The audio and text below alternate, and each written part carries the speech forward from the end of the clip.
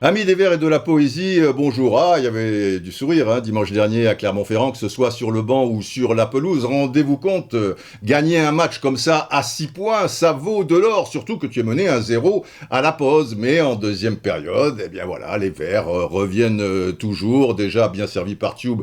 C'est l'égalisation de Camara et un peu plus tard, sur ce corner bien frappé par Amouma, c'est Kolo Djezak qui donne la victoire à Saint-Etienne. Mais le geste vert concerne le gardien de but, Paul Bernardoni.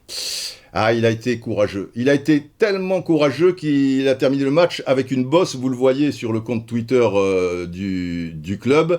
Mais avant cette action, dans un match compliqué, parce qu'il y avait beaucoup de vent, alors pour lire les trajectoires, c'est pas évident, et chaque fois, il a fait son boulot à merveille, repoussant les ballons, et en plus, sur le côté, tant et si bien qu'il y avait que ce retard d'un but à la pause. Mais surtout, dans un face-à-face, il a fait preuve d'un courage, les enfants, inouï, en se jetant tête la première devant Bayo. Et il va prendre en pleine face, et surtout au niveau du front, le genou de Bayo. Ça nous rappelle un très grand gardien de but, juste après-guerre, vous savez, René Vignal, on le surnommait le Gaulle volant, gardien du Racing Club de Paris et de l'équipe de France. Et les Écossais, après un match homérique à Glasgow, un Écosse-France donc, l'avaient surnommé The Flying Frenchman, ce qui veut dire le français volant. Et lui aussi, il allait souvent tête la première dans les pieds des attaquants adverses, tant et si bien qu'il était souvent blessé.